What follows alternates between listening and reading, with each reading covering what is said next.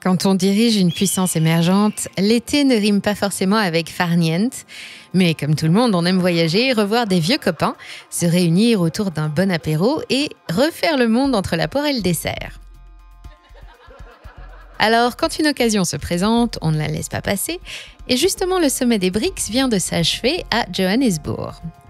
Cyril Ramaphosa, l'hôte de cette 15e édition, a rassemblé le noyau dur du club des 5 couleurs. Le ministre Narendra Modi, le président brésilien Lula, Sergueï Lavrov pour la Russie et la star montante internationale Xi Jinping. Et pour assurer l'ambiance, il a pris soin d'inviter les représentants d'une 60aine d'autres pays, dont la France. Ah, attendez, pardon, on me dit dans l'oreillette que la France a bien demandé à participer, mais le président sud-africain Ramaphosa a dit non. Faites comme si vous n'aviez rien vu et passons. En l'absence d'Emmanuel Macron, toute cette joyeuse bande a discuté, discouru et échangé pendant 3 jours. Au programme, plan de guerre contre les privilèges du dollar, réforme de la gouvernance mondiale, accueil des nouveaux arrivants et d'autres questions pratiques comme les modalités d'adhésion au club, avec au final que des bonnes nouvelles.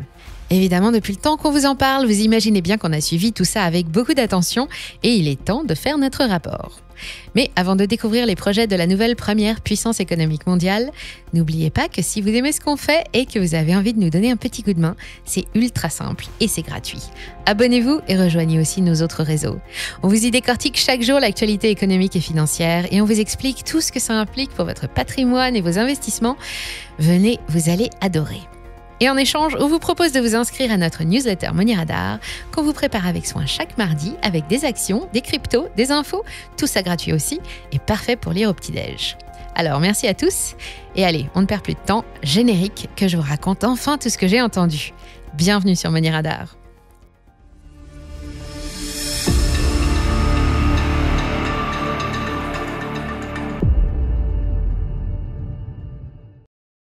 BRICS, c'est le nouveau mot tendance, on ne parle plus que d'eux.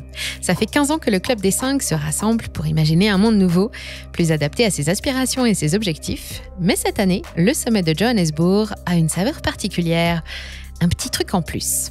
Enfin, plutôt un petit truc en moins, et je ne parle pas d'Emmanuel Macron, mais du président russe Vladimir Poutine, grand absent pour cause de poursuites judiciaires internationales.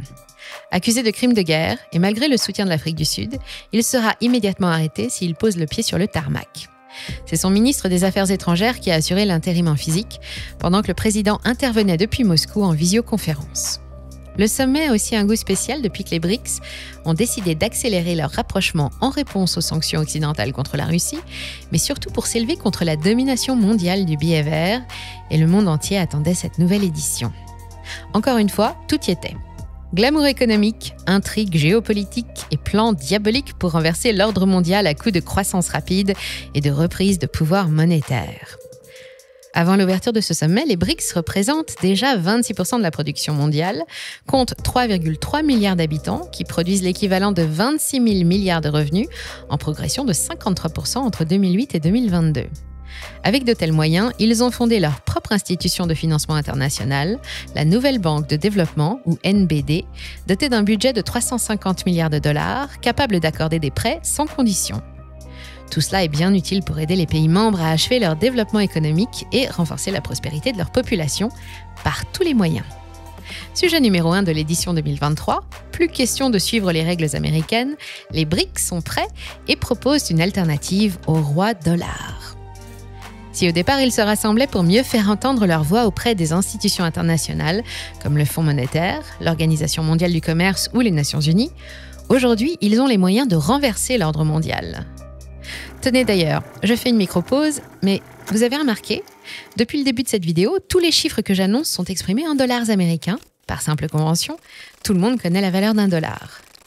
Eh bien ça, les BRICS aimeraient le voir moins souvent. Depuis la fin des guerres mondiales, le billet vert s'est imposé partout où les plans d'aide américains ont été déployés et il a progressivement remplacé la livre sterling comme monnaie de réserve et dans les grands contrats internationaux. Pour le monde entier, chahuté par les conflits, puis par la guerre froide, le dollar remporte alors tous les suffrages puisque le Trésor américain garantit qu'il est échangeable à tout moment contre sa valeur en or. C'est ce qu'on a appelé la convertibilité du dollar. Mais depuis sa fin en 1971, sa domination s'est accentuée, alors que logiquement, elle n'avait plus aucune raison d'être. Et il y a autre chose. Avec la portée internationale des lois américaines, et je vous en parlais dans une autre vidéo il y a quelques mois, utiliser des dollars pour réaliser une transaction donne automatiquement un droit de regard à la justice américaine, même si ça se passe à l'autre bout du monde et même si la transaction ne concerne aucun Américain. Mieux vaut le savoir. Enfin, la guerre en Ukraine a mis en évidence une trop grosse dépendance au système financier occidental. Le gel des avoirs et l'exclusion de la Russie du système SWIFT ont refroidi les dirigeants des pays du Sud. Ces mesures ont prouvé que la neutralité officielle des instances financières internationales n'était qu'un mirage. Alors, les BRICS sont unanimes. Tous jugent que le dollar jouit de privilèges injustifiés, qu'il s'oppose à leur propre développement économique et qu'il est temps qu'on leur propose une autre solution. Arme favorite, la plus simple à manipuler mais aussi la moins risquée, la dédollarisation progressive du commerce mondial via les devises locales, à commencer par le pétrole. Il est dorénavant coté en yuan à Hong Kong depuis 2018 et en Arabie Saoudite depuis 2022, sans oublier que le gaz russe se paye en roubles depuis le début de la guerre et que les Émirats arabes unis acceptent les roupies indiennes en échange de leur or noir. Alors pendant ces 3 jours de rencontre à Johannesburg, le message a été clair. Utilisez les devises locales et à défaut, la devise du leader chinois, le yuan. Dans l'idéal, chaque membre est invité à accepter les conditions des autres pour faire tourner les devises locales et renvoyer les dollars en Amérique. Et de cette façon, selon tous les calculs, le billet vert devrait reculer de 30% d'ici à 2030. Arme numéro 2, qui devrait être présentée lors de ce sommet, c'est la monnaie commune, le BRICS Coin. Elle aurait dû donner à ce sommet sud-africain un petit air de Bretton Woods du Sud, mais le sujet de la création d'une nouvelle devise garantie par de l'or, du pétrole ou du gaz a finalement été reporté. Pourtant, ça n'a rien changé à l'atmosphère solennelle qui a régné tout au long de l'événement, la même que celle qui planait autour de tous les grands moments qui ont ponctué l'histoire du monde. Cette 15e édition a été l'occasion de renforcer le poids du groupe des pays du Sud en tant que puissance internationale, de repréciser son fonctionnement et ses objectifs. La proposition est tellement alléchante que ça se bouscule à la porte. Près d'une 50aine de pays, tous situés du côté sud de la diagonale de la faim, ont manifesté leur intérêt. Et sur ces 50 candidats, on compte 6 heureux élus cette année. D'abord, l'Argentine pour l'Amérique du Sud.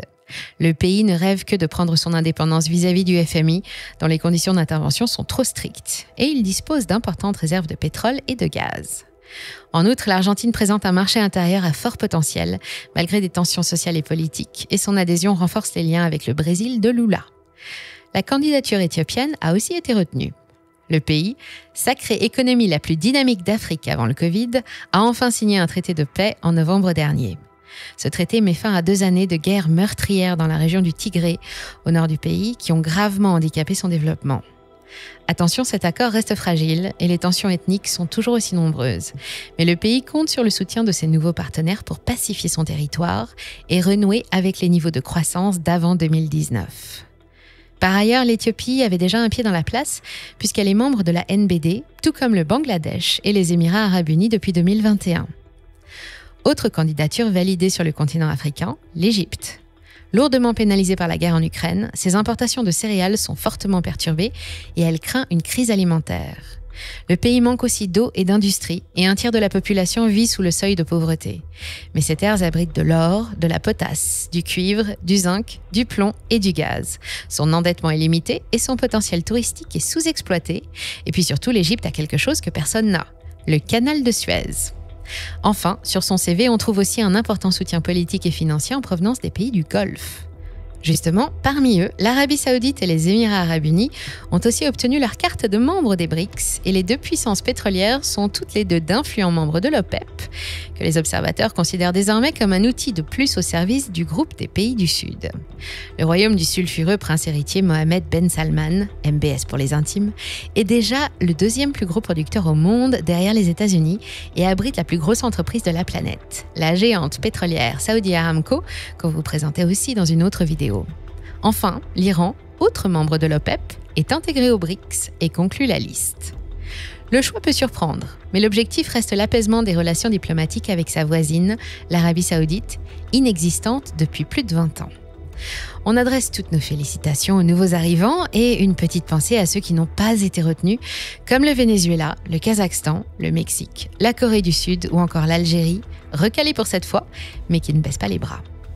Arabie Saoudite, Émirats Arabes Unis, Argentine, Égypte, Éthiopie et Iran. 6 nouveaux membres, ça fait 416 millions et 250 000 nouveaux bénéficiaires des promesses des BRICS. Après l'opération, les nouvelles mensurations du groupe forcent le respect. Il rassemble 41% de la population de la planète et compte pour 31,5% de l'économie de la planète. C'est plus que le G7. À partir du 1er janvier 2024, date d'effet des nouvelles adhésions, les BRICS version enrichie deviennent la nouvelle première puissance économique mondiale, mais aussi le plus grand réservoir mondial de combustibles fossiles, pétrole et gaz en tête. Alors, que va-t-il se passer maintenant ? Si le mouvement de dédollarisation est inéluctable, les Américains comptent beaucoup sur l'apparente solidité du groupe, qui cacherait en fait une union toute relative, variable en fonction des intérêts et des objectifs de chacun. Tous les membres des BRICS sont influents dans leurs régions respectives, mais la Chine s'est clairement élevée en tant que leader du groupe. C'est elle qui parle le plus fort, et c'est aussi pour ça qu'elle ne validera les nouveaux entrants qu'au compte-gouttes, histoire qu'on l'entende toujours aussi bien. Mais si ces relations se sont normalisées avec sa voisine russe, il n'en est pas de même avec l'Inde. Officiellement, les 2 pays les plus peuplés du monde sont toujours d'âpres concurrents sur les marchés internationaux et surtout en guerre. Pékin n'aime pas non plus l'intérêt commun que se portent les États-Unis et l'Inde. En rejoignant en mai 2022 le nouvel accord cadre international entre les États-Unis et 12 pays de la région Asie-Pacifique, évidemment refusé par la Chine qui n'y voit qu'un nouveau moyen de la contenir, l'Inde a clairement exprimé le souhait de conserver de bonnes relations avec Washington et d'assurer un rôle d'observateur ou de pacificateur pour l'Occident sur le terrain. De leur côté, l'Afrique du Sud et le Brésil ne veulent pas non plus alimenter la fracture mondiale et couper les ponts avec les puissances du G7 pourrait leur attirer trop d'ennuis. Mais la Chine refuse de soutenir la candidature du Brésil au Conseil permanent de l'ONU. Ces divergences multiples au sein du groupe, particulièrement en ce qui concerne le traitement à réserver à l'Occident, peuvent laisser perplexe. Comment imaginer un avenir commun avec des nations aussi différentes ? C'est que les objectifs individuels des BRICS ne sont pas incompatibles avec le maintien de bonnes relations commerciales ou protocolaires avec n'importe qui. Il va simplement falloir se montrer talentueux au moment de négocier la devise des futurs contrats. Parce que même si les Américains ou les Japonais sont sympas, la roupie a besoin de reprendre des couleurs et l'Arabie Saoudite a déjà fait basculer une partie de sa cotation en yuan chinois.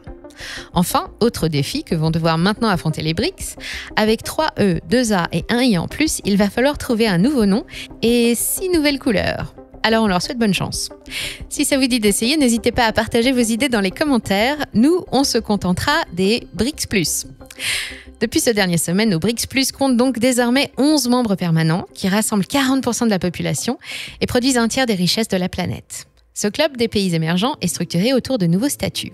Il s'appuie sur sa propre institution centrale de financement, la NBD, qui n'impose pas de conditions contraignantes quand elle accorde un prêt, comme le fait le FMI. Les BRICS sont aussi bien armés en matière de ressources naturelles. Avec l'adhésion de l'Arabie Saoudite, de l'Iran et des Émirats, clairement, c'est l'OPEP qui rejoint le club. Un outil de plus pour faciliter l'accès au pétrole indispensable au développement de ses membres. Pas étonnant que la liste des pays qui ont demandé leur Gold Pass soit aussi longue. On y retrouve tous les membres du G20, hors G7, les 3 autres membres des E7, Turquie, Indonésie et Corée du Sud, et une trentaine d'autres pays qui ne rêvent plus que d'épouser les nouvelles opportunités offertes par un système où l'Amérique et le FMI n'ont aucun pouvoir. Il faut s'imaginer la portée de ce à quoi nous sommes en train d'assister. Les BRICS sont désormais reconnus comme une entité officielle, au même titre que l'Union européenne ou les États-Unis, avec une grosse différence toutefois. Pour que chacun respecte les divergences des autres, rien n'est exigé. Il s'agit d'une union libre au profit individuel de chaque membre, tant que ceux-ci ne s'opposent pas aux autres. Pour les membres de l'Union européenne ou les États américains, c'est bien différent. Chacun se doit d'œuvrer pour le bien de l'ensemble du groupe et de suivre les règles communes, même si elles leur sont défavorables à titre individuel. Enfin, en théorie.